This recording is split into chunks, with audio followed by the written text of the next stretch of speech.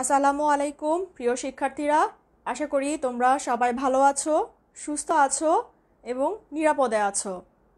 আজকের কিশোর বাতায়নের live class জিজ্ঞাসাতে তোমাদের সবাইকে স্বাগতম জানাচ্ছি। আমি আফসানা আমাতুর রাব্বি, ভিকারুন্নিসা নূন স্কুল অ্যান্ড কলেজ, রসায়ন বিভাগ। তোমরা আজকের লাইভ ক্লাসটি তোমাদের বন্ধুদের সাথে শেয়ার করে জানিয়ে দাও যে ক্লাসটি শুরু হয়ে গেছে এবং তোমরা সেই সাথে সবাই জয়েন করতে থাকো। আর আমাকে একটু জানিয়ে দাও যে সাউন্ড এবং ভিডিওটি ক্লিয়ার কিনা। তোমরা কে কোথা থেকে জয়েন করেছো সেটাও আমাকে একটু জানিয়ে দাও।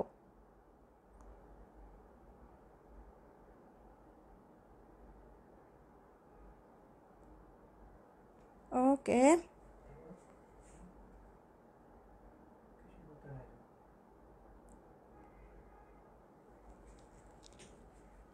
অনেকেই হয়তো জয়েন করছো ইতিমধ্যে। আজকে গত ক্লাসে আমরা পড়েছিলাম পঞ্চম অধ্যায় অর্থাৎ নবম শ্রেণীর রসায়নের পঞ্চম অধ্যায় রাসায়নিক বন্ধন পার্ট 1। বিগত ক্লাসগুলোতে আমরা শিখেছিলাম বিভিন্ন মৌলের যোজনী, তার মধ্যে কিছু ছিল পরিবর্তনশীল যোজনী শিখেছিলাম, সুপ্ত যোজনী, সক্রিয় যোজনী, এছাড়াও শিখেছিলাম নিষ্ক্রিয় গ্যাসের স্থিতিশীলতা, অষ্টক নিয়ম এবং 2-এর নিয়ম। আর আজকে আমরা এর পরবর্তী টপিকসগুলো নিয়ে আলোচনা করব। নিশ্চয়ই তোমরা মৌলগুলোর যোজনী সম্বন্ধে ইতিমধ্যে ধারণা পেয়েছো এবং তোমরা বাসায় চর্চা করেছো। আচ্ছা, আমি একটু দেখে নিই কারা কারা জয়েন করেছে। গুলাফা আহমেদ, আসসালামু আলাইকুম। Lamia, all clear.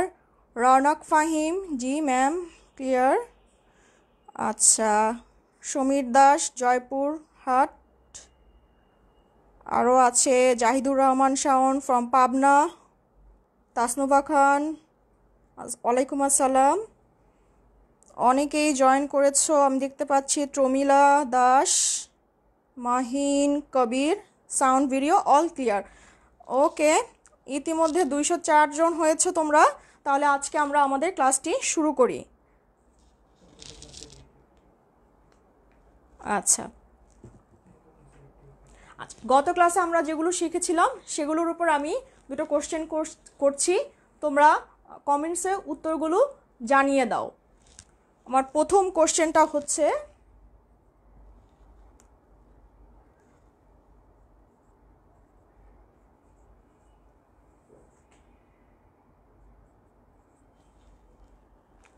আচ্ছা এখানে আমি 4টি মৌলের নাম লিখেছি, সোডিয়াম, নিয়ন, নাইট্রোজেন এবং আয়রন। এই 4টি মৌলের মধ্যে কোন মৌলটির যোজনী 0? এই 4টি মৌলের মধ্যে কোন মৌলটির যোজনী 0? তোমরা কমেন্টসে উত্তর লিখে আমাকে জানিয়ে দাও।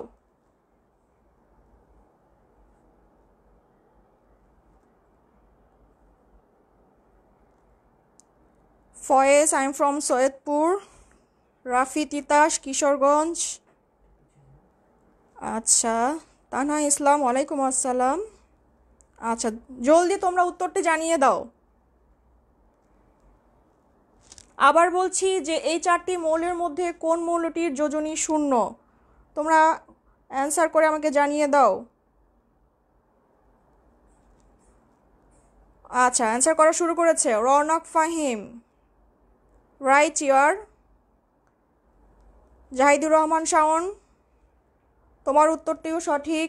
লামিয়া তাসনিম, তোমার উত্তরটিও সঠিক। রুকু বিলকিস, ঠিক আছে। ওকে। রাইসুল হাসান, হ্যাঁ নিয়ন। ফাহিম, সাকিব নিয়ন বলছো, হ্যাঁ তোমাদের সবার উত্তরটি ঠিক আছে। হ্যাঁ, এই নিয়ন হচ্ছে, নিয়নের যোজনী হচ্ছে 0, কারণ নিয়ন হচ্ছে আমরা জানি যে নিষ্ক্রিয় গ্যাসের যোজনী সবসময় কি 0ই হবে, সবগুলো নিষ্ক্রিয় গ্যাসের যোজনী হচ্ছে 0। আচ্ছা, এরপর আমি দ্বিতীয় নম্বর কোশ্চেন দিচ্ছি।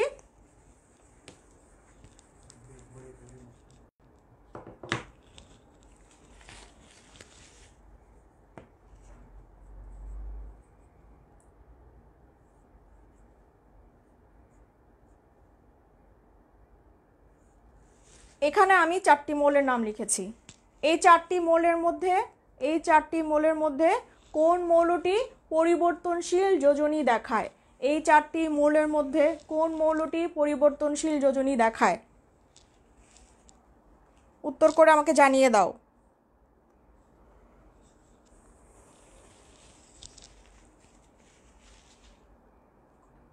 আচ্ছা, মরিয়ম নিয়ন লিখেছো আগের উত্তরটি। হ্যাঁ, ঠিক আছে, আমাকে এই 2 নম্বর প্রশ্নটির উত্তর করে জানিয়ে দাও।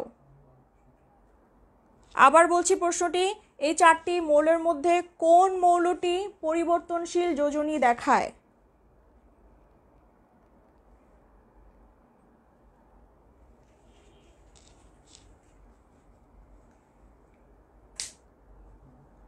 আচ্ছা, নিয়ন লিখছো সবাই। এটা প্রথমটার উত্তরটা ছিল, দ্বিতীয়টির উত্তরটি বলে দাও।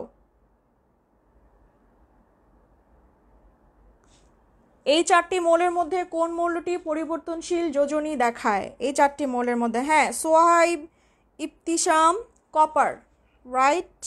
Raunak Fahim, right your. রাইসুল হাসান, তোমারটাও সঠিক হয়েছে। মিম সর্দার, গুলাফ আহমেদ, হ্যাঁ, তোমাদের উত্তরগুলো সঠিক হয়েছে। হ্যাঁ, কপার এখানে পরিবর্তনশীল যোজনী দেখায়, কারণ কপারের 2টি যোজনী আছে, একটা হচ্ছে 1 আর একটা হচ্ছে 2। আশা করছি তোমরা বাসায় আসলে চেষ্টা করেছো তাহলে। ওকে, তাহলে আমরা আজকে আমাদের রাসায়নিক বন্ধনের পার্ট 2তে চলে যাই।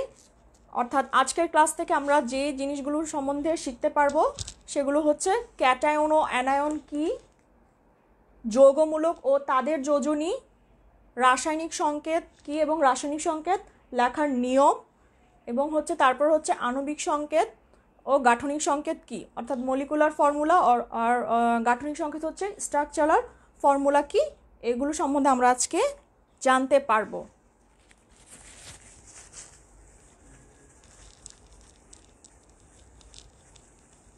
অনেকেই জয়েন করেছো, আশা করি তোমরা শেষ পর্যন্ত ক্লাসে থাকবে। আচ্ছা, সোডিয়াম পরমাণুটি যার পারমাণবিক সংখ্যা হচ্ছে 11, এই সোডিয়াম পারমাণবিক সংখ্যা 11 মানে হচ্ছে সোডিয়ামে প্রোটন সংখ্যা আছে 11টি এবং ইলেকট্রন সংখ্যা আছে 11টি। আর সোডিয়াম পরমাণুটির যদি আমরা পরমাণুর গঠন আঁকি তাহলে সেটি দেখতে এরকম হবে।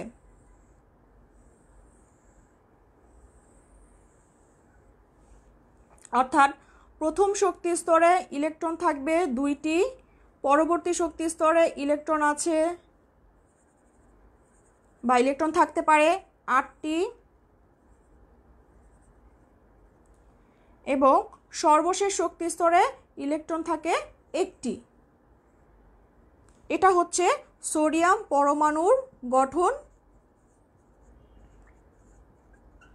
অর্থাৎ আমরা একটা কথা প্রায় বলে থাকি যে প্রত্যেকটি মৌল সাধারণ অবস্থায় তারা হচ্ছে আধান নিরপেক্ষ থাকে। সাধারণ অবস্থায় আধান নিরপেক্ষ, এই কথাটার মানে কি? অর্থাৎ আমরা বললাম একটু আগেই যে পারমাণবিক সংখ্যা 11 মানে হচ্ছে সোডিয়ামের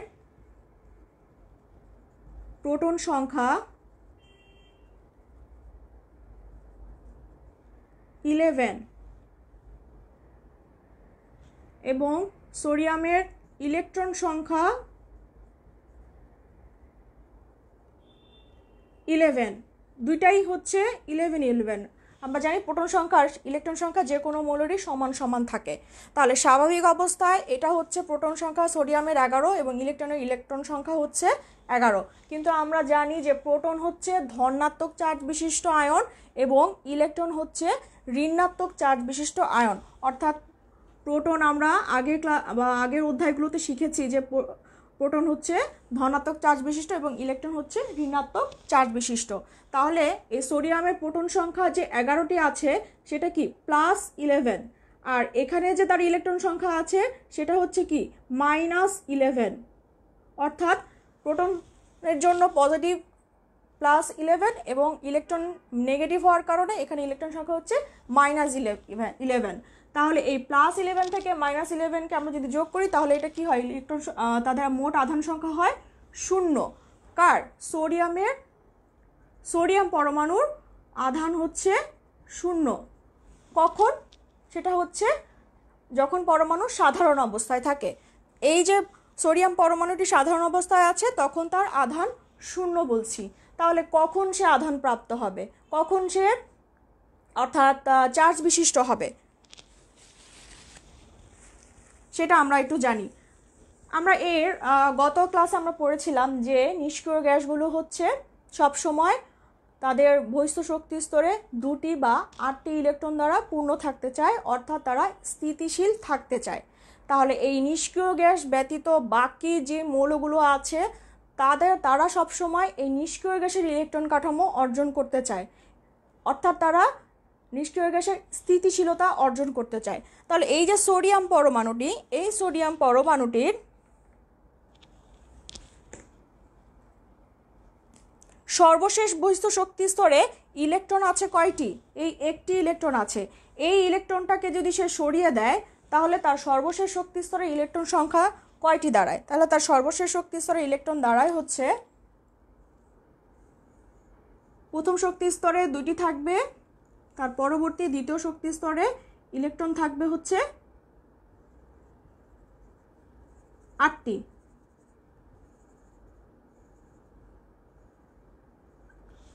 সোডিয়াম পরমাণুর থেকে তার সর্ববহিস্থ শক্তি স্তর থেকে একটি ইলেকট্রনকে সরিয়ে নিলে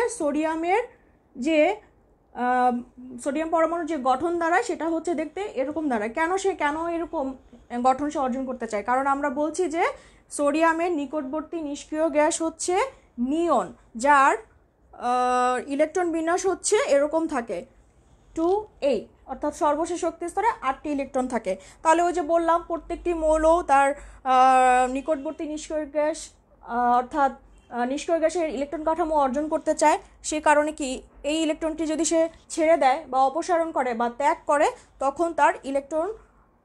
তখন সোডিয়াম পরমাণুটির গঠন হয় এরকম। কিন্তু এইটাকে আমরা তখন সোডিয়াম পরমাণু বলি না, তখন এটাকে আমরা বলি সোডিয়াম প্লাস আয়ন। সোডিয়াম একটি ইলেকট্রন ত্যাগ করেছে, সেই কারণে এখানে আমরা বলছি প্লাস, এবং এটাকেই আমরা বলছি এটাই হচ্ছে ক্যাটায়ন। অর্থাৎ সাধারণ পরমাণু সোডিয়াম তার সাধারণ বা স্বাভাবিক অবস্থা থেকে কিভাবে আয়ন প্রাপ্ত হয়?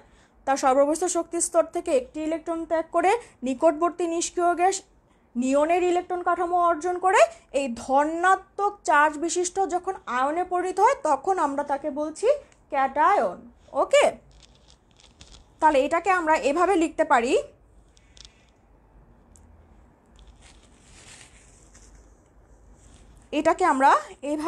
পারি, যে সোডিয়াম পরমাণুর স্বাভাবিক গঠন, যখন সে সোডিয়াম প্লাস আয়ন গঠন করলো তখন আসলে কি করলো? এই ইলেকট্রনটি সে ছেড়ে দিল, অর্থাৎ এই ইলেকট্রনটি সে ত্যাগ করে এই সোডিয়াম প্লাস আয়নে পরিণত হয়েছে। এটা ছিল আমাদের ক্যাটায়ন। তাহলে যখন আয়ন প্রাপ্ত হয় তখন আসলে সোডিয়ামের ইলেকট্রন সংখ্যা অর্থাৎ সোডিয়াম প্লাস আয়নে ইলেকট্রন সংখ্যা কয়টি থাকে বা প্রোটন সংখ্যা কয়টি থাকে সেটাও আমরা এই গাণিতিকভাবে আমরা সেটা ব্যাখ্যা করতে পারি। অর্থাৎ যখন আমরা সোডিয়াম প্লাস বলছি, এই সোডিয়াম প্লাসে প্রোটন সংখ্যা হচ্ছে 11ই থাকবে। যদি প্রোটন সংখ্যায় পরিবর্তন হয়ে যায় তাহলে সেটা সোডিয়াম পরমাণু থাকে না, সেটা কি অন্য পরমাণু হয়ে যাবে। তাই সোডিয়াম প্লাস আয়নের প্রোটন সংখ্যা সোডিয়ামের যেটা ছিল পারমাণবিক সংখ্যা সেটাই থাকবে, অর্থাৎ 11ই থাকবে। কিন্তু সোডিয়ামের প্লাস আয়নের ইলেকট্রন সংখ্যা আসলে কয়টি আছে? সেটা কি আগের মতোই 11টি হবে? না, আগের মতো 11টি হবে না, কারণ আমরা দেখছি যখন সোডিয়াম প্লাস আয়ন হয়েছে তখন তার সর্বশেষ শক্তি স্তরে ইলেকট্রন আছে, বা তখন সোডিয়ামের যে ইলেকট্রন সংখ্যা সেটা হচ্ছে 1 2 3 4 5 6 7 8 9 10। তাহলে এখানে ইলেকট্রন সংখ্যা হচ্ছে 10। তাহলে ইলেকট্রন সংখ্যাকে আমরা মাইনাস দ্বারা প্রকাশ করি, অর্থাৎ ঋণাত্মক চার্জ বিশিষ্ট, এবং প্রোটন সংখ্যাকে আমরা প্লাস দ্বারা চিহ্নিত করি। এখন এটাকে যদি আমরা যোগ করে দেই তাহলে এখানে আমার দাঁড়ায় হচ্ছে +1। তাহলে এটাই হচ্ছে এইখানে এসেছে +1। আমরা 1টা লিখি না, শুধু প্লাস দিলেই আমরা বুঝি যে এখানে 1 আছে।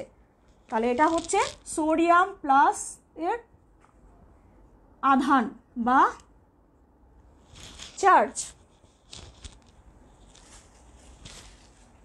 আচ্ছা, এটা গেল আমাদের ক্যাটায়নস।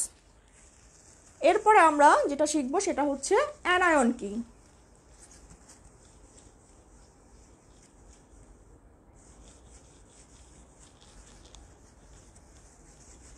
আবারও আমি একটি পরমাণু চিত্র আঁকছি।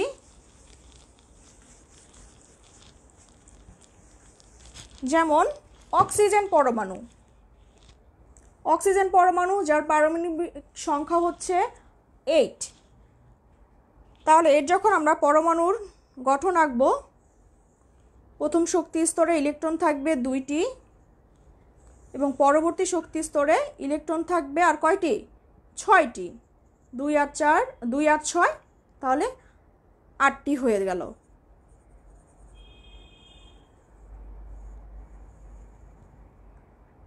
এটা হচ্ছে অক্সিজেন পরমাণুর গঠন। অক্সিজেন পরমাণুর সাধারণ অবস্থায় গঠন।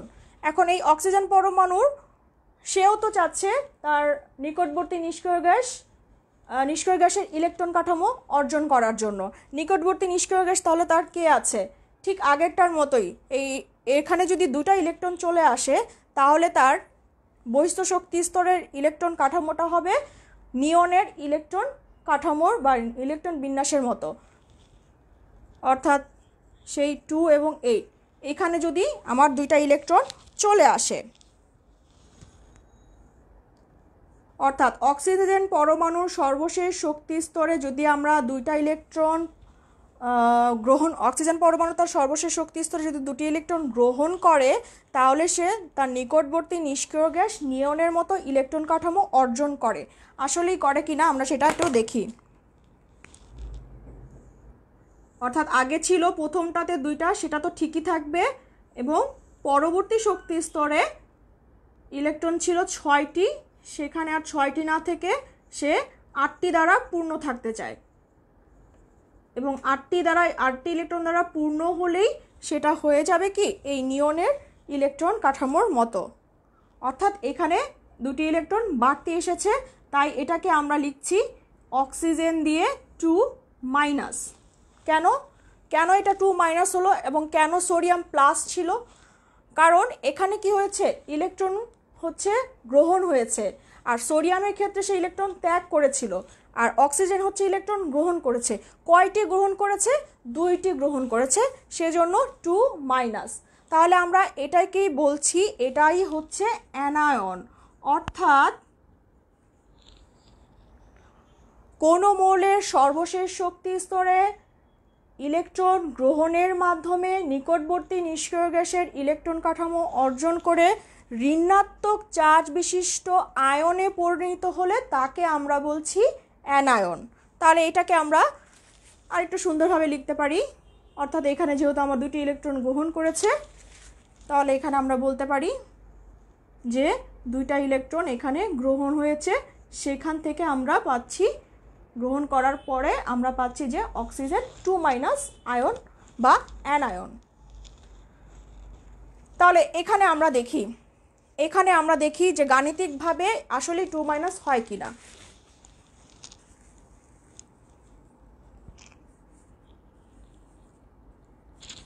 তাহলে অক্সিজেন আয়নের প্রোটন সংখ্যা হচ্ছে, অক্সিজেন 2- আয়নের প্রোটন সংখ্যা হচ্ছে +8, এবং অক্সিজেন 2- আয়নের ইলেকট্রন সংখ্যা কয়টি? 1, 2, 3, 4, 5, 6, 7, 8, 9, 10।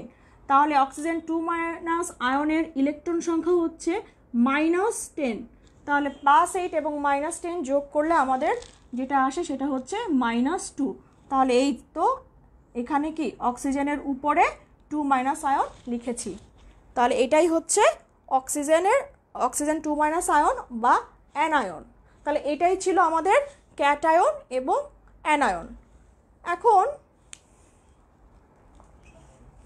তোমাদের জন্য একটা প্রশ্ন দেই আমি, তোমরা আমাকে বলো ক্যালসিয়াম 2+ আয়নে ক্যালসিয়াম 2+ আয়নের ইলেকট্রন সংখ্যা কত? তোমরা আমাকে কমেন্টস করে জানিয়ে দাও।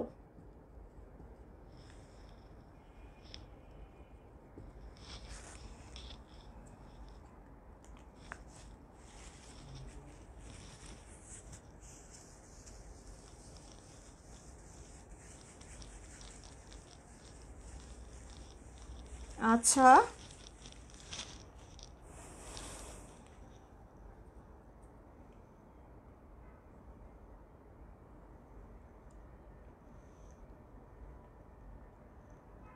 তানহা ইসলাম anion 2-। আচ্ছা, রাফিয়া আঞ্জুম, মিজানুর রহমান বলছো -8। আচ্ছা, রুবায়েদ আল ইসলাম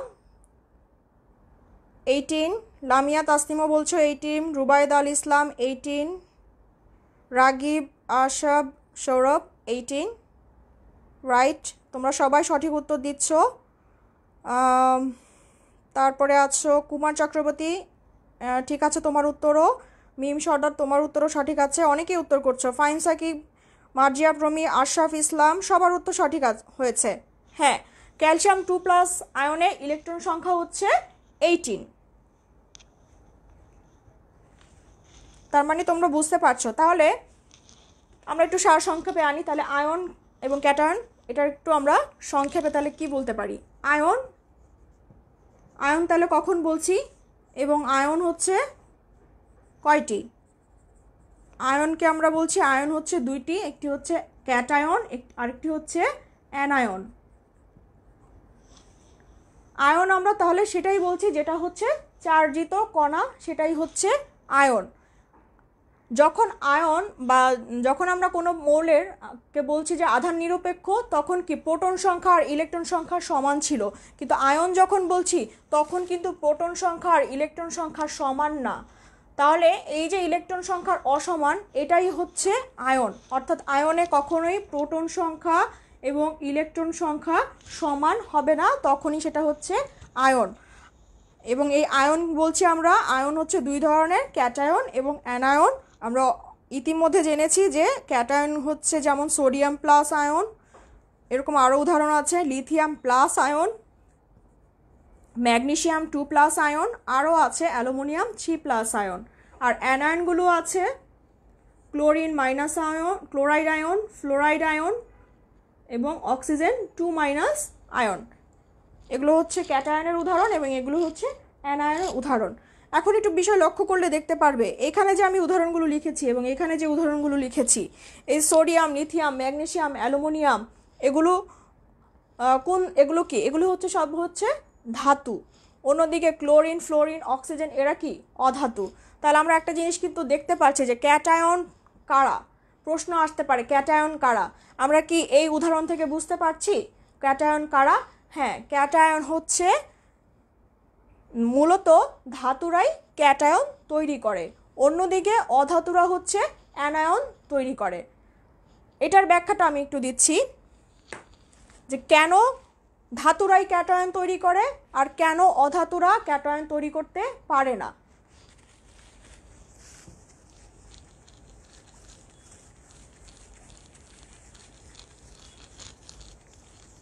আচ্ছা,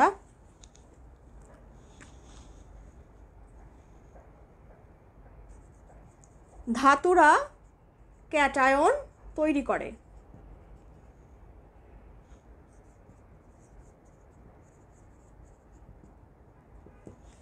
কি কেন ক্যাটায়ন তৈরি করে? আমরা বলছিলাম যে ম্যাগনেসিয়াম একটি ধাতু, এর ইলেকট্রন বিন্যাস করলে বা এর পরমাণুর গঠন আঁকলে আমরা এরকম একটা চিত্র দেখতে পাই এবং তার সর্বশেষ শক্তি স্তরে ইলেকট্রন থাকে দুইটি। প্রথম কথা হচ্ছে আমরা ধাতু চিনব কিভাবে। ধাতু আমরা এভাবে চিনতে পারি যে কোনো মৌলের ইলেকট্রন বিন্যাসের সর্বশেষ শক্তি স্তরে একটি, দুটি বা তিনটি ইলেকট্রন যখন থাকে তখন সেগুলোকে আমরা বলি ধাতু। এই ক্ষেত্রে দেখো ম্যাগনেসিয়ামকে আমরা ধাতু বলছি। ম্যাগনেসিয়ামের সর্বশেষ শক্তি স্তরে ইলেকট্রন আছে কয়টি? 2টি। তাহলে ম্যাগনেসিয়াম একটি ধাতু। এখন এই ম্যাগনেসিয়ামের শক্তি স্তরে 2টি ইলেকট্রন থাকায়, শুধুমাত্র 2টি ইলেকট্রন আছে, তাহলে কম সংখ্যক ইলেকট্রন আছে। কম সংখ্যক ইলেকট্রন থাকার কারণে এই ইলেকট্রনের সাথে নিউক্লিয়াসের যে আকর্ষণ শক্তি সেটা অনেক কম, অর্থাৎ তারা দুর্বলভাবে আবদ্ধ থাকে। নিউক্লিয়াস এবং ইলেকট্রনগুলো পরস্পরের সাথে যেভাবে থাকে তারা খুব দুর্বলভাবে থাকে, অর্থাৎ তাদের আয়নীকরণ শক্তি কম, আয়নীকরণ শক্তির মান কম। আয়নীকরণ শক্তির মান কম হওয়ার কারণে এইখান থেকে 2টা ইলেকট্রন অপসারণ করা খুব সহজ হয়ে যায়। সেই কারণেই ধাতুগুলো তাদের সর্ববহিস্থ শক্তিস্তর থেকে ইলেকট্রন ত্যাগ করে এই ম্যাগনেসিয়াম আয়নে পরিণত হয়ে যায়। অর্থাৎ ম্যাগনেসিয়াম আয়ন হলে কি হবে? এই 2টা ইলেকট্রন চলে যাবে, তখন সেটা কি হয়ে যাবে? Magnesium 2+ ion.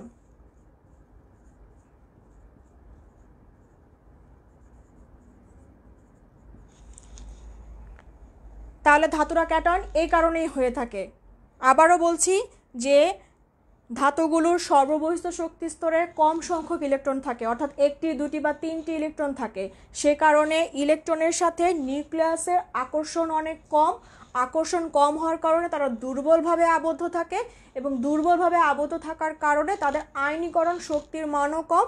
সে কারণে কি ইলেকট্রন সরাতে খুব বেশি শক্তির প্রয়োজন হয় না, তাই তারা খুব সহজেই ইলেকট্রন ত্যাগ করে নিকটবর্তী নিষ্ক্রিয় গ্যাসের মতো ইলেকট্রন কাঠামো অর্জন করে ধনাত্মক চার্জ বিশিষ্ট ক্যাটায়নে পরিণত হয়। এই কারণেই ধাতুরা ক্যাটায়ন তৈরি করে। আচ্ছা, এরপরে আসো তাহলে অ্যানায়নরা বা অধাতুরা কেন ক্যাটায়ন তৈরি করে না?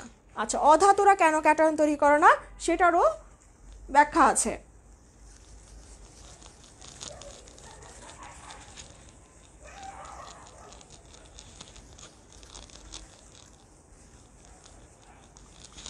যেমন আমরা একটা অধাতু ক্লোরিন পরমাণু, তার যদি পরমাণুর গঠন আঁকি, তাহলে সর্ববহিস্থ প্রথম শক্তি স্তরে তার ইলেকট্রন থাকে 2টি, এবং পরবর্তী শক্তি স্তরে ইলেকট্রন থাকবে 8টি।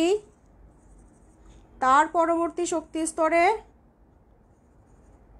অর্থাৎ তৃতীয় শক্তি স্তরে ইলেকট্রন থাকবে আরও কয়টি? 7টি ইলেকট্রন। তাহলেই তো আমার ক্লোরিনের পারমাণবিক সংখ্যা 17 পূর্ণ হবে।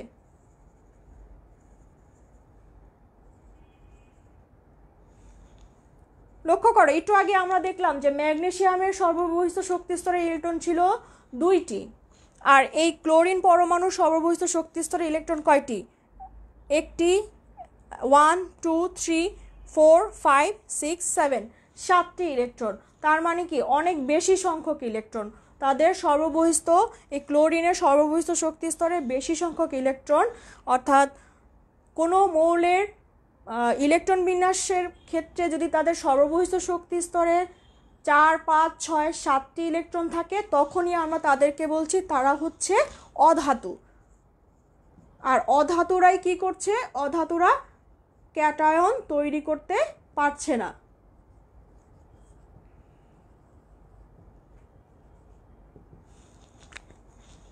তাহলে আমরা অধাতু চিনব কোনো মৌলের সর্ববহিস্থ শক্তি স্তরের ইলেকট্রন সংখ্যা 4 5 6 7 হলে তখন সেটাকে আমরা বলছি সেটা হচ্ছে অধাতু। তাহলে অধাতুর মৌলগুলোর ক্ষেত্রে তাদের সর্ববহিস্থ শক্তি স্তরে বেশি সংখ্যক ইলেকট্রন থাকার কারণে এই নিউক্লিয়াসের সাথে এই ইলেকট্রনের আকর্ষণ কি হয়? অনেক বেশি জোরালো হয়, অর্থাৎ আকর্ষণ শক্তি বেশি থাকে। এই আকর্ষণ শক্তি বেশি থাকার কারণে এই ইলেকট্রনগুলোকে সরিয়ে নিতে অনেক বেশি শক্তির প্রয়োজন হয়, কিন্তু রাসায়নিক বিক্রিয়ার ক্ষেত্রে এত শক্তি দেওয়া সম্ভব হয় না বিধায় তখন তারা কি করে? তারা হচ্ছে আর ইলেকট্রন ত্যাগ করে না। তখন অধাতুরা কি করে? বাইরে থেকে কোনো একটা ইলেকট্রন গ্রহণ করতে চায়। সেক্ষেত্রে তারা 1টি 2টি বা 3টি ইলেকট্রন গ্রহণ করে নিষ্ক্রিয় গ্যাসের ইলেকট্রন কাঠামো অর্জন করতে চায়। আবারও বলছি, যে ধাতুকে আমরা চিনব তাদের সর্ববহিষ্ঠ শক্তি স্তরে ইলেকট্রন সংখ্যা দিয়ে, এবং ধাতুগুলো সর্ববহিষ্ঠ শক্তি স্তরে ইলেকট্রন সংখ্যা বেশি থাকার কারণে ইলেকট্রনের সাথে নিউক্লিয়াসের আকর্ষণ অনেক বেশি থাকে, বেশি থাকার কারণে সেখান থেকে ইলেকট্রন সরাতে বেশি শক্তির প্রয়োজন হয়, সেটা সম্ভব হয় না। সে কারণেই কি ধাতুরা ক্যাটায়ন তৈরি করে না, সেক্ষেত্রে সে অধাতুরা ক্যাটায়ন তৈরি করে না। তাহলে অধাতুরা কি করে, ইলেকট্রন উল্টো হয়, ইলেকট্রন তারা গ্রহণ করে তারা অ্যানায়নে পরিণত হয়। এটাই ছিল, এই জন্যই বলা হয় যে ধাতুরা ক্যাটায়ন তৈরি করে না। আচ্ছা, এর পরবর্তী যে টপিকসটা আছে আমাদের, আমরা সেটাতে চলে যাই। সেটা আমরা গত ক্লাসে শুধু মৌলের যোজনী শিখেছিলাম। আজকে আমরা বলছি যে এটা আমাদের হয়ে গেছে যৌগমূলক ও তাদের যোজনী। তাহলে যৌগমূলক কি সেটা আগে বুঝি, তারপরে তাদের যোজনী কিভাবে জানা যায় সেটা আমরা জানি। ওকে, আচ্ছা, অনেকেই জয়েন করেছো ইতিমধ্যে দেখতে পাচ্ছি। আচ্ছা,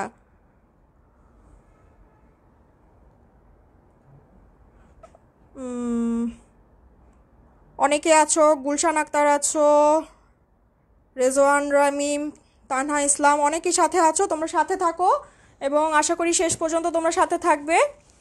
ওকে, চলো যৌগমূলক কি বা রেডিক্যাল কি।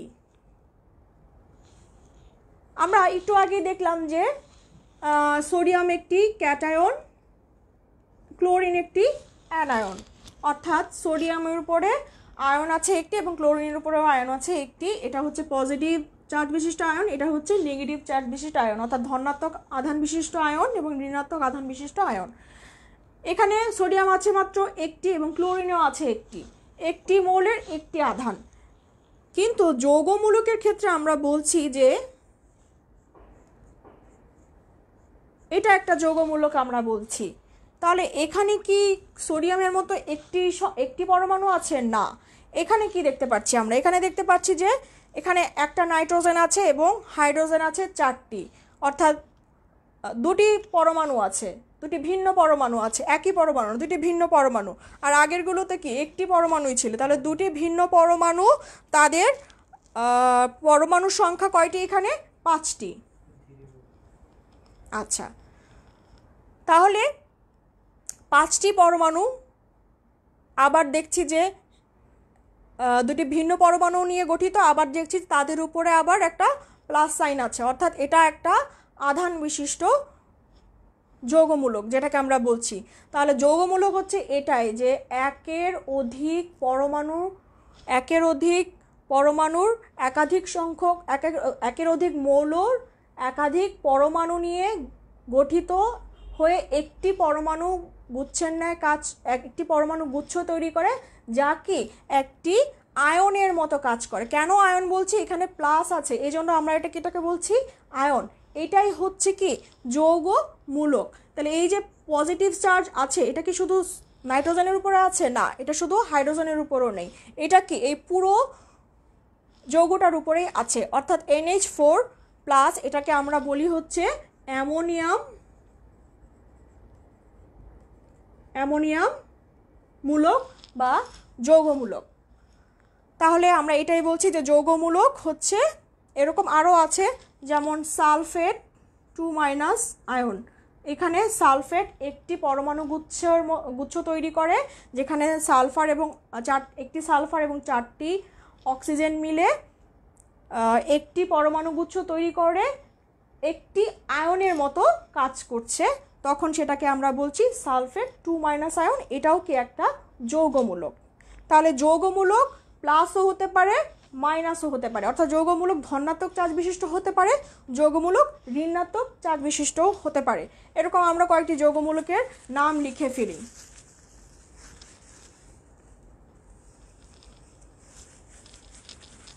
যেমন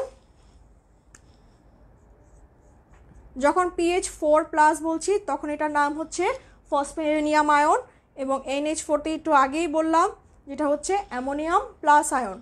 এগুলো হচ্ছে ধনাত্মক চার্জ বিশিষ্ট যৌগমূলক। আর এই পাশে আমি লিখছি ঋণাত্মক চার্জ বিশিষ্ট যৌগমূলকগুলো, যেমন নাইট্রেট আয়ন, যেমন সালফেট আয়ন, আরও আছে কার্বনেট আয়ন, তারপরে ফসফেট আয়ন। তাহলে যৌগমূলক আমরা দেখছি ধনাত্মক চার্জ বিশিষ্ট আয়ন হতে পারে, ঋণাত্মক চার্জ বিশিষ্ট আয়ন হতে পারে। তাহলে এখন কথা হচ্ছে যে যৌগমূলক তো বুঝলাম, তাহলে তাদের যোজনীটা কি? এই যে যৌগমূলকগুলো আছে তাদের যোজনীগুলো আমরা কিভাবে বের করব? হ্যাঁ, তাহলে যৌগমূলকের যোজনীটা কি সেটা আমরা এখন জানব। এই যে ফসফোনিয়াম আয়ন আছে, এই ফসফোনিয়াম আয়নের উপরে যে ধনাত্মক চার্জ আছে সেটি কয়টি আছে? একটি আছে। তাহলে এই একটি ধনাত্মক চার্জের কারণে এই ফসফোনিয়ামের যোজনী হচ্ছে 1।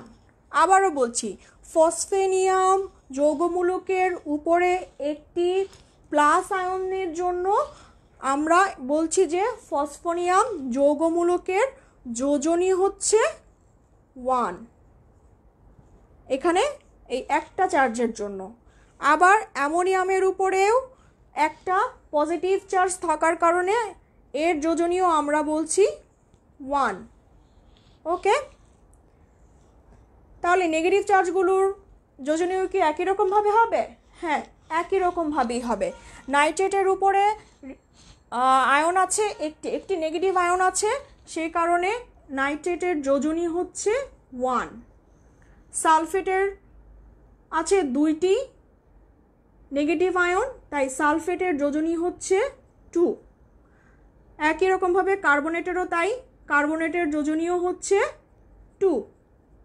তাহলে তোমরা আমাকে বলো যে এই ফসফেট PO4 3- অর্থাৎ এই ফসফেটের যোজনী কত? আমাকে কমেন্টসে উত্তর লিখে জানিয়ে দাও। ফসফেটের যোজনী কত? দেখি তোমরা বুঝতে পারছো কি না।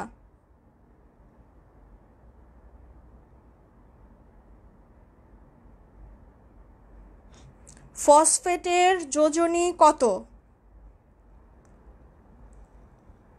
মার্জিয়া প্রমি, রুকু বিলকিস, আহমেদ নাজির। আচ্ছা, আরও কয়েকজনেরটা দেখি। তোমাদের উত্তর সঠিক। মার্জিয়া প্রমি, রুকু এবং আহমেদ নাজির, তোমাদের উত্তরটি সঠিক হয়েছে। তানহা ইসলাম, তোমার উত্তরটি হয়নি। মোহাম্মদ রিয়াজউদ্দিন বলছো 3, হ্যাঁ ঠিক আছে। রুবায়েত আল ইসলাম 3। লামিয়া তাসনিম ঠিক আছে উত্তর। মেহের খানম তুরফা, তোমারটাও ঠিক আছে। মিম আক্তার, রেজওয়ান রামিম, হ্যাঁ উত্তর ঠিক আছে। আচ্ছা, কেন ফসফেটের যোজনী 3? কারণ ফসফেটের উপরে যে আয়ন আছে 3টি আয়ন আছে, অর্থাৎ 3টি নেগেটিভ চার্জ আছে। তাহলে এই জন্য আমরা বলছি যে ফসফেটের যোজনী হচ্ছে 3।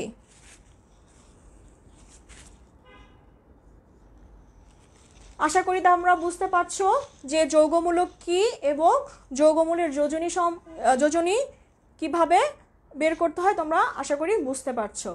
এই যে আমরা গত ক্লাসেও শিখেছি বিভিন্ন মৌলের যোজনী এবং আজকে শিখলাম যৌগমূলকের যোজনী।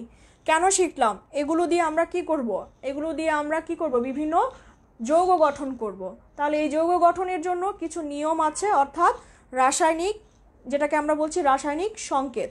তাহলে এখন আমরা জানবো যে রাসায়নিক সংকেত কি এবং রাসায়নিক সংকেত লেখার নিয়মটা কি। আচ্ছা, এখনও অনেকে অ্যান্সার করছো। ত্রমিলা দাস, হ্যাঁ 3 ঠিক আছে। শরীফা জাহান, তোমার উত্তর ঠিক আছে।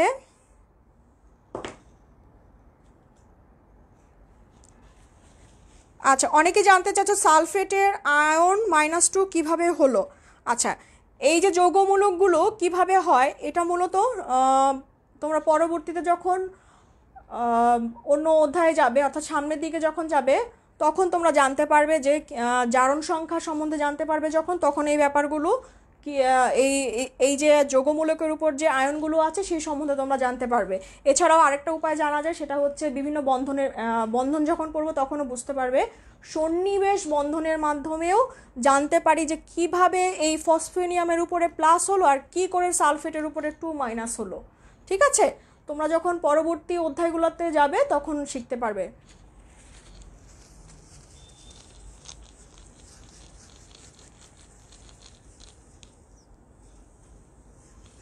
তাহলে আমরা এখন বলছি যে রাসায়নিক সংকেত কি এবং রাসায়নিক সংকেত লেখার নিয়মটা কি।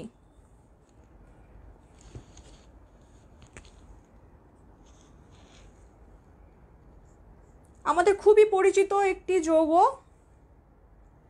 এটা হচ্ছে পানির যৌগ। আবার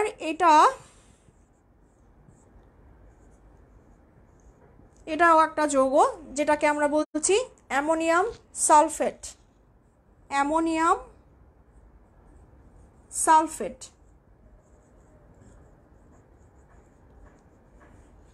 একটু আগে আমরা দেখেছি যে অ্যামোনিয়াম একটি যৌগমূলক এবং সালফেটও একটি যৌগমূলক। তাহলে যৌগমূলক দ্বারা গঠিত একটি যৌগ এটা, আর এটা কি প্রতীক এবং সংকেত দ্বারা গঠিত একটি যৌগ। তাহলে রাসায়নিক সংকেতটা কি?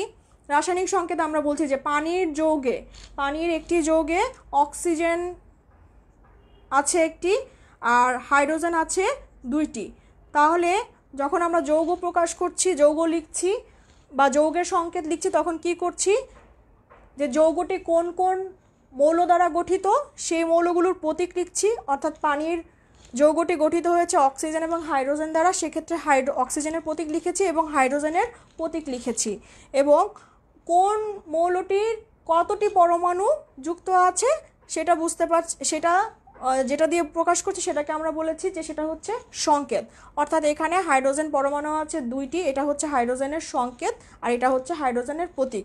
অন্যদিকে এখানে কি দুইটা যৌগমূলক, অ্যামোনিয়াম একটা যৌগমূলক, সালফেট একটি যৌগমূলক, তারা সেভাবে একটি যৌগ গঠন করেছে যেটার নাম বলছি আমরা অ্যামোনিয়াম সালফেট। তাহলে রাসায়নিক সংকেত আমরা এভাবে বলতে পারি যে কোনো মৌলের বা যৌগমূলকের প্রতীক বা সংকেত এবং তাদের সংখ্যার মাধ্যমে যৌগটির অনুপ্রকাশ করাকেই আমরা বলছি রাসায়নিক সংকেত। আচ্ছা, তাহলে এখন আসো রাসায়নিক সংকেত লেখার নিয়মগুলো আমরা একটু জেনে নিই।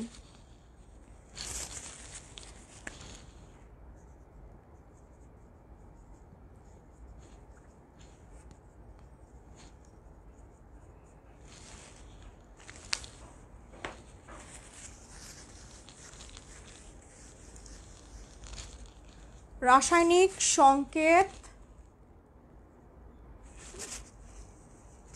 লেখার নিয়ম।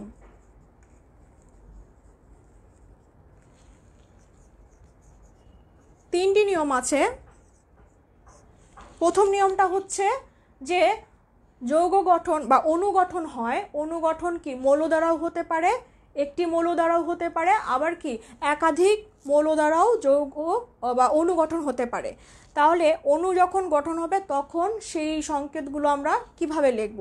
ধরলাম এখানে আমি তিনটা মৌলের নাম নিলাম, নাইট্রোজেন, অক্সিজেন, ক্লোরিন। এখন এই ক্লোরিন, নাইট্রোজেন, অক্সিজেন, ক্লোরিন এই তিনটি মৌল দ্বারা যৌগ গঠিত হলে, অনুগঠন হলে আমরা সেটা কিভাবে প্রকাশ করব? আমরা বলছি যে নাইট্রোজেন দুটি পরমাণু নিয়ে গঠিত। তাহলে এই যে বলছি নাইট্রোজেন দুটি পরমাণু নিয়ে গঠিত, নাইট্রোজেনের একটি অণু দুটি পরমাণু নিয়ে গঠিত, তাহলে সেই ক্ষেত্রে আমরা নাইট্রোজেনের প্রতীক লিখলাম প্রথমে, তারপরে যে দুটি পরমাণু নিয়ে গঠিত সে কারণে এই সংখ্যা 2কে আমরা কোথায় লিখলাম? এই প্রতীকের ডান পাশে নিচে। তাহলে একই রকমভাবে অক্সিজেন কয়টি পরমাণু দ্বারা গঠিত হয়? অক্সিজেন অণু কয়টি পরমাণু দ্বারা গঠিত হয়? অক্সিজেন পরমাণু আমরা বলছি অক্সিজেন পরমাণু দুইটি, অক্সিজেন অণু দুইটি পরমাণু দ্বারা গঠিত হয়। সেক্ষেত্রে আমরা অক্সিজেনের ডান পাশে নিচে এই 2 লিখে দিলেই হয়ে যাবে কি এটা একটি অণুর সংকেত। আবার কি ক্লোরিনের ক্ষেত্রেও একই রকম। ঠিক আছে, এইভাবে আমরা মৌলের অণুকে প্রকাশ করে থাকি এই রাসায়নিক সংকেতের মাধ্যমে। কিন্তু সকল মৌলই অনুগঠন করে না। আমরা জেনেছি যে নিষ্ক্রিয় গ্যাসের মৌলগুলো কখনোই অনুগঠন করে না। নিষ্ক্রিয় গ্যাসের তারা কি তাদেরকে যেহেতু তারা অনুগঠন করে না, তাই তাদেরকে শুধু প্রতীক হিসেবেই লেখা হয়। অর্থাৎ হিলিয়াম, নিয়ন, তারপরে হচ্ছে আর্গন, ক্রিপ্টন, এদেরকে এরা কখনোই অনুগঠন করে না, এদেরকে শুধু প্রতীক দ্বারা লেখা হয়। একই রকমভাবে ধাতুগুলোর ক্ষেত্র, যেমন আয়রন ধাতু, সোডিয়াম ধাতু, এরাও কখনো অনুগঠন করে না, তাই শুধুমাত্র এদের প্রতীক দ্বারাই এদেরকে প্রকাশ করা হয়। এই দুটো হচ্ছে এক্সেপশনাল, একটা হচ্ছে নিষ্ক্রিয় গ্যাস এবং এগুলো হচ্ছে সকল ধাতু, এদেরকে শুধুমাত্র প্রতীক দ্বারা প্রকাশ করা হয়। আচ্ছা, এটা ছিল আমাদের 1 নাম্বার নিয়ম। দ্বিতীয় নিয়মটা কি? আমরা বলছি যে এটা ছিল একটি পরমাণু দ্বারা বা একটি মৌল দ্বারা গঠিত অণু। এখন যদি ভিন্ন মৌল দ্বারা যৌগ গঠন হয় তাহলে সেক্ষেত্রে কিভাবে আমরা যৌগের রাসায়নিক সংকেতটি লিখব? আচ্ছা, প্রথমে আমি কয়েকটি মৌলের নাম লিখছি।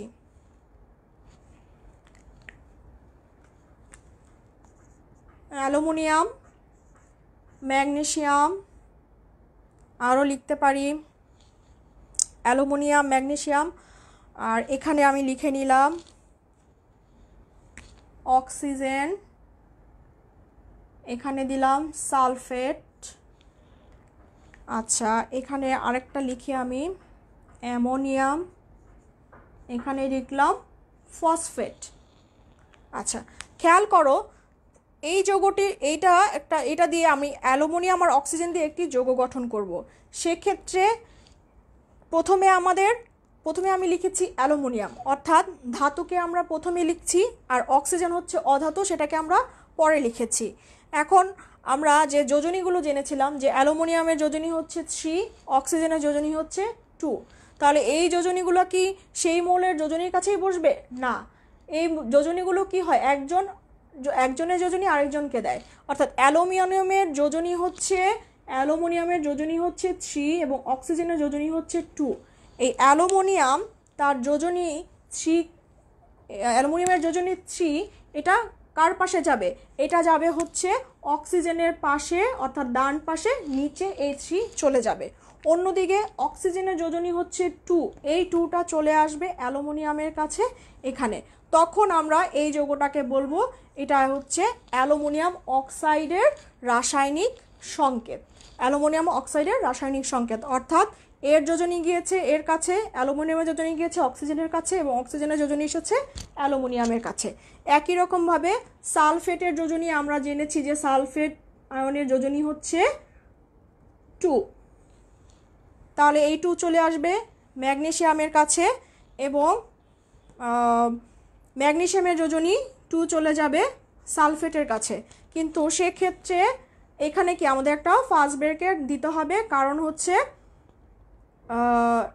এখানে যদি আমি 2 দিতাম তাহলে কি এই 2 4 এর সাথে 2 মিলে যেত, সেজন্য আমরা এই যৌগমূলকটাকে আমরা একটা ফার্স্ট ব্র্যাকেট দিয়ে ক্লোজ করে দিচ্ছি। তাহলে এটা হচ্ছে ম্যাগনেসিয়াম সালফেট। অন্যদিকে এটা হচ্ছে অ্যামোনিয়াম আর এটা হচ্ছে ফসফেট। অ্যামোনিয়ামের যোজনী হচ্ছে 1 এবং ফসফেটের যোজনী হচ্ছে 3। তাহলে এই অ্যামোনিয়ামের যোজনী 1 চলে যাবে ফসফেটের কাছে, তাহলে সেক্ষেত্রে এখানে আমি একটা ব্র্যাকেট দিয়ে দিই, এটা চলে আসলো এখানে, এবং এই ফসফেটের যোজনী চলে আসবে অ্যামোনিয়ার কাছে। তাহলে এখানেও আমরা একটা ব্র্যাকেট দিয়ে ক্লোজ করে দিয়ে ফসফেটের যোজনী 3 এইভাবে আমরা লিখতে পারি।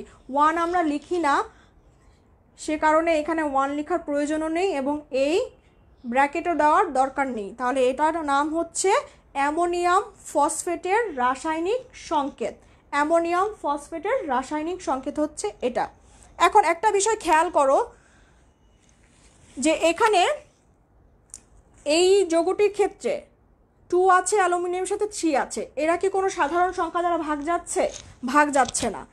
একই রকমভাবে এখানে 3 আছে এবং 1 আছে, এটাও কি কোনো স্বাভাবিক সংখ্যা দ্বারা ভাগ যাচ্ছে? দুইটাকে একই সংখ্যা দ্বারা ভাগ করা যাবে না, এদেরকে ভাগ করা যায় না। তাহলে দ্বিতীয় নাম্বার নিয়মটা ছিল এটাই, যখন আমরা দুটি মৌল দ্বারা যৌগ গঠন করব তাদের যোজনীগুলো একটির যোজনী আরেকটির কাছে যাবে এবং এই যোজনীগুলো সাধারণ সংখ্যা দ্বারা ভাগ না গেলে যেভাবে আছে ঠিক সেভাবেই থাকবে। কিন্তু খেয়াল করো এই ম্যাগনেসিয়াম সালফেটের ক্ষেত্রে কি হচ্ছে? ম্যাগনেসিয়ামের সালফেটের ক্ষেত্রে এখানে 2 আছে, এখানেও 2 আছে, অর্থাৎ এখানে কি এটাকে 2 দ্বারা ভাগ করা যাচ্ছে, আবার এটাকেও কি 2 দ্বারা ভাগ করা যাচ্ছে। তাহলে এটা ম্যাগনেসিয়াম সালফেটকে আমরা কিভাবে লিখতে পারি? 2 দ্বারা যদি ভাগ যায় তাহলে আমরা এটাকে এভাবে লিখতে পারি, ম্যাগনেসিয়াম সালফেট। এখানে 1, এখানেও 1, কিন্তু 1 আমরা লিখব না, তাই এটাকে এইভাবেই লেখা যায়। তাহলে ম্যাগনেসিয়াম সালফেট হবে এরকম, অর্থাৎ এই যোজনীকে আমরা 2 দ্বারা ভাগ করেছি কারণ উভয় পক্ষেই 2 আছে। এরকম আরও কয়েকটা উদাহরণ দিই, তাহলে তোমাদের জন্য সুবিধা হবে।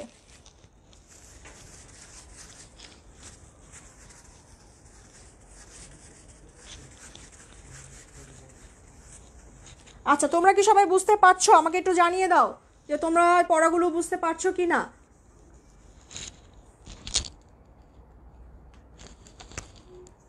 যেমন আমি আরেকটা লিখছি, ম্যাগনেসিয়াম কার্বন সালফার। এখানে নিলাম আমি অক্সিজেন, এখানেও অক্সিজেন নিলাম, এখানেও অক্সিজেন নিলাম। তাহলে কি হবে? অক্সিজেনের যোজনী চলে আসবে ম্যাগনেসিয়ামের কাছে এবং ম্যাগনেসিয়ামের যোজনী চলে যাবে অক্সিজেনের কাছে।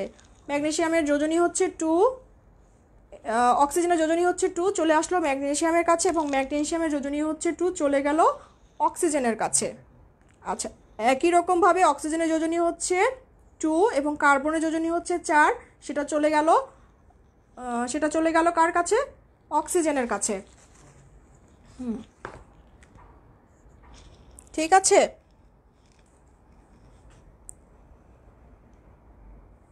আচ্ছা, নুসাইবা সাইফ লিখেছো, বুঝতে পারছি আপা। ফাতেমা ইয়াসমিন, ইয়েস বুঝতে পারছি। গুলাফ আহমেদ, বুঝতে পারছি ম্যাম। তারপরে নাজিম বলছো বুঝতে পারছি, ইয়েস ম্যাম। জি আপা, সবাই বুঝতে পারছো। প্রমিলা দাস, রেহানা পারভিন, জি ম্যাম। ওকে, আচ্ছা তাহলে দেখো এই 3 নাম্বারটার ক্ষেত্রে দেখো সালফারের যোজনী হচ্ছে 4, সেটা চলে গেল অক্সিজেনের কাছে, এবং অক্সিজেনের যোজনী হচ্ছে 2, সেটা চলে আসলো সালফারের কাছে। এইখানে এই প্রত্যেকটি মৌলই এখানে যে 2টি মৌল আছে তাদের যোজনী কি এখানে 2 আছে, এখানে 2 আছে, অর্থাৎ সাধারণ সংখ্যা দ্বারা সেটা কি ভাগ যাবে। 2 দ্বারা ভাগ করলে কিন্তু কি হয়? 2 দ্বারা ভাগ করলে এখানে দাঁড়ায় ম্যাগনেসিয়াম অক্সাইড, এখানে দাঁড়ায় 2 দ্বারা ভাগ করলে এখানে থাকে 1 আর এখানে থাকে হচ্ছে 2। সালফার 2 দিয়ে ভাগ করে সালফার 2কে, তাহলে থাকে 1 আর 2, কিন্তু 1 আমরা লিখি না, সেজন্য আমরা লিখছি না, এবং এখানেও লিখছি না। তাহলে যখন এরকমভাবে আমরা যোজনীগুলো বসাবে, 2টো মৌলের যোজনী যখন আমরা বসাবো, সেক্ষেত্রে যদি 2 দ্বারা সেক্ষেত্রে যদি সাধারণ সংখ্যা দ্বারা ভাগ যায় তাহলে আমরা ভাগ করে দিব। তাহলে ম্যাগনেসিয়াম অক্সাইডের সংকেত, রাসায়নিক সংকেত হচ্ছে এটি, এবং কার্বন ডাই অক্সাইডের রাসায়নিক সংকেত হচ্ছে এটি, এবং সালফার ডাই অক্সাইডের রাসায়নিক সংকেত হচ্ছে এটি। তাহলে আমরা বলছি যে রাসায়নিক সংকেত লেখার 3টা নিয়ম, অর্থাৎ সেটা আমরা দেখলাম যে প্রথমটা হচ্ছে মৌলের অণু গঠন করলে সেটা কি হবে, তারপরে দেখলাম যৌগের অণুগুলো গঠন হলে সেটা কি হবে, এবং সেক্ষেত্রে সাধারণ সংখ্যা দ্বারা ভাগ যেতেও পারে। আবার কি 3 নাম্বারটাতে আমরা দেখলাম যে বিভিন্ন মৌল দ্বারা গঠিত যৌগের যে অণুগুলো আছে সেটা কি সাধারণ সংখ্যা দ্বারা ভাগ গেলে ভাগ করে দিব। এই ছিল রাসায়নিক সংকেত লেখার 3টা নিয়ম।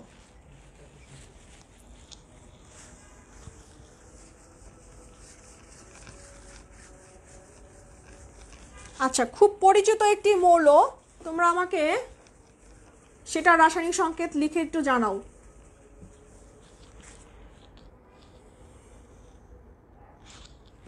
যেমন সালফিউরিক অ্যাসিড, সালফিউরিক অ্যাসিডের রাসায়নিক সংকেত কি হবে?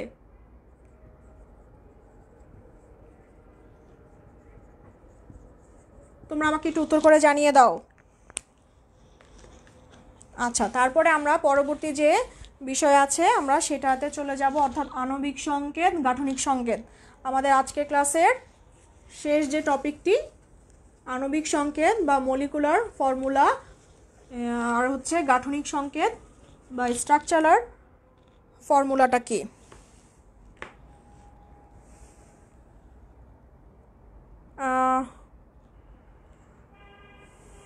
মার্জিয়া প্রমি, হ্যাঁ তোমার উত্তর সঠিক হয়েছে। লামিয়া তাসনিম তোমারও সঠিক হয়েছে। অনেকে উত্তর করতে পারছো।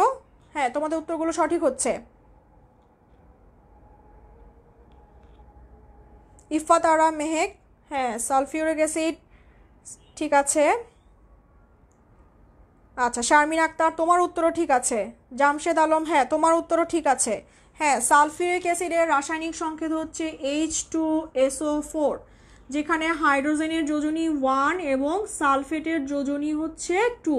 তাহলে সালফেটের যোজনী চলে এসেছে হাইড্রোজেনের কাছে এবং হাইড্রোজেনের যোজনী চলে গেছে সালফেটের কাছে 1, যে 1টা আমরা লিখি না। ঠিক আছে, এবার আসো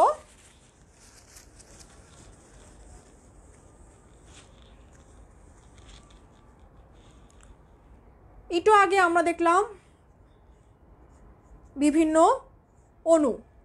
এটা হচ্ছে হাইড্রোজেনের একটি অণু, এটি হচ্ছে পানির একটি অণু, তারপরে আছে মিথেন, আমাদের অতি পরিচিত একটি গ্যাস CH4, তার একটি অণু। তাহলে এটাকেই আমরা বলছি যে এইভাবে যেই অণুগুলো লেখা হয় সেটাই হচ্ছে আণবিক সংকেত। এগুলোকে আমরা বলছি আণবিক সংকেত। অর্থাৎ আণবিক সংকেত কাকে বলে? তাহলে এখানে আমরা দেখছি যে একটা হাইড্রোজেন পরমাণু, এখানে দুটি হাইড্রোজেন পরমাণু মিলে একটি হাইড্রোজেন অণু গঠন করেছে। আর এখানে আবার কি দুটি হাইড্রোজেন মিলে সাথে একটি অক্সিজেন মিলে, আর মানে দুটি ভিন্ন ধরনের মৌল মিলে একটি যৌগ গঠন করেছে।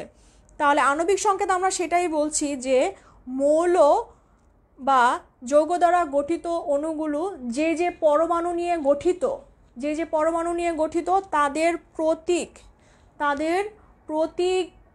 এবং কতগুলো পরমাণু সমন্বয়ে গঠিত সেটা যে সংকেতের মাধ্যমে প্রকাশ করা হয় সেটাই হচ্ছে আণবিক সংকেত। অর্থাৎ আণবিক সংকেতে হচ্ছে প্রথম জিনিস থাকবে হচ্ছে মৌলের প্রতীক এবং মৌলের পরমাণুর প্রতীক এবং মৌলের পরমাণুর সংখ্যা। এই দুটা জিনিসই হচ্ছে আণবিক সংকেতের মূল জিনিস।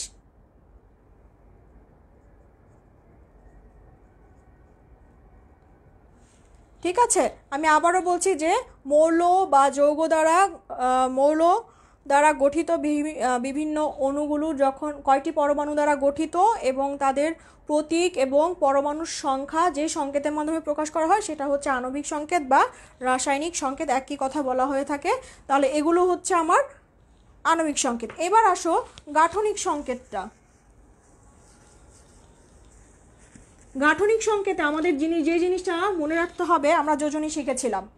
আমরা বলেছিলাম যে হাইড্রোজেনের যোজনী হচ্ছে 1, অক্সিজেনের 2, নাইট্রোজেনের 3, কার্বনের হচ্ছে 4। এই হাইড্রোজেনের যোজনী 1 মানে হচ্ছে হাইড্রোজেনের হাত আছে একটি, অক্সিজেনের হাত আছে 2টি, নাইট্রোজেনের যোজনী 3 মানে নাইট্রোজেনের হাত আছে 3টি, কার্বনের যোজনী 4 মানে হচ্ছে কার্বনের হাত আছে 4টি। অর্থাৎ হাত মানে হচ্ছে তার যোজনী সংখ্যা, যতটি যোজনী হবে তার হাত সংখ্যা হবে ঠিক ততটি। তাহলে এখানে যে H2 আছে অর্থাৎ হাইড্রোজেনের একটি অণু আছে, সেটাকে যেইভাবে প্রকাশ করা হয় তাদের বন্ধনের মাধ্যমে, অর্থাৎ দুইটি হাইড্রোজেন কিভাবে সাজানো আছে, এই যে তারা সাজানো আছে এভাবে, হাইড্রোজেনের একটি হাত, এই হাইড্রোজেনের একটি হাত এবং এই হাইড্রোজেনের একটি হাত। এখানে যদি আমি আরেকটি হাত দিয়ে দিতাম, যে এই হাইড্রোজেন হাতটা আমি ওই পাশে দিয়ে দিই, তাহলে তো এই হাইড্রোজেনের হাত হয়ে গেল দুটি, সেটি হচ্ছে ভুল। হাইড্রোজেন যে বন্ধনের মাধ্যমে যুক্ত আছে অর্থাৎ যে শিকলের মাধ্যমে যুক্ত থাকে সেটাকে যেভাবে প্রকাশ করা হয় সেটাই হচ্ছে কি গাঠনিক সংকেত। অর্থাৎ গাঠনিক সংকেতে মৌলগুলো একটি আরেকটির সাথে কিভাবে সাজানো থাকে তাদের প্রতীক এবং বন্ধন সংখ্যাই হচ্ছে গাঠনিক সংকেত। তাহলে পানির গাঠনিক সংকেত কি হবে? পানিতে অক্সিজেন আছে 2টি, অক্সিজেনের হাত আছে 2টি, এই যে একটু আগেই বললাম অক্সিজেনের যোজনী 2, এর হাত 2, তাহলে অক্সিজেনের হাত আছে দুটি, তাহলে এই দুই হাতে চলে যাবে দুটি হাইড্রোজেন। এখানে একটি হাইড্রোজেন লিখব, এখানে একটি হাইড্রোজেন লিখব।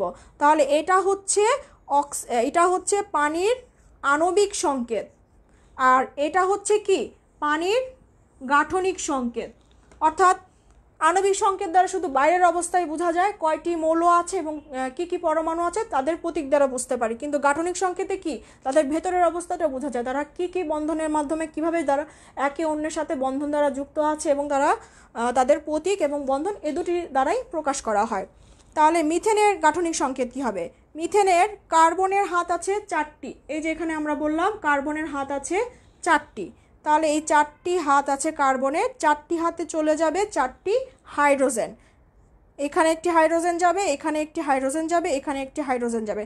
তাহলে কি হাইড্রোজেনের একটি হাতও পূর্ণ হলো, আবার কার্বনের 4টি হাতও কি পূর্ণ হয়েছে।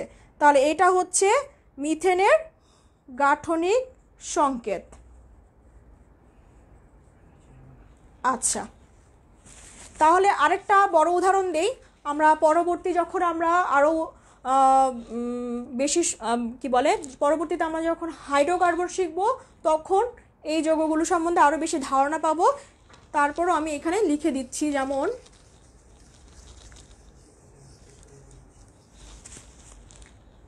CH3H8 যেটাকে বলছি আমরা প্রোপেন,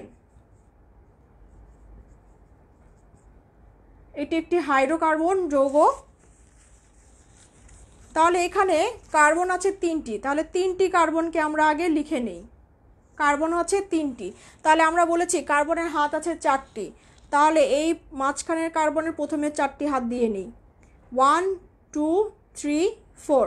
তাহলে এই কার্বনের অলরেডি একটি হাত আছে, তাহলে আর বাকি হাতগুলো কোথায় যাবে? বাকি কয়টি হাত থাকবে? 3টি হাত। এই 3টি হাত এ পাশে দিয়ে দিলাম, তাহলে এই কার্বনেরও 4টি হাত পূরণ হয়েছে, এই 1টি 2টি 3টি 4টি। একই রকমভাবে এই কার্বনের অলরেডি একটি হাত আছে, তাহলে আরও 3টি হাত লাগবে। এই হলো এই কার্বনের 4টি হাত। আর হাইড্রোজেন আছে 8টি, তাহলে এই হাইড্রোজেনগুলো এখানে বসিয়ে দিই, 1 2 3 4 5 6 7 8। তাহলে প্রত্যেকটি হাইড্রোজেনের একটি হাত আছে এবং প্রত্যেকটি কার্বনের 4টি করে হাত আছে। তাহলে এটা হচ্ছে প্রোপেনের গাঠনিক সংকেত।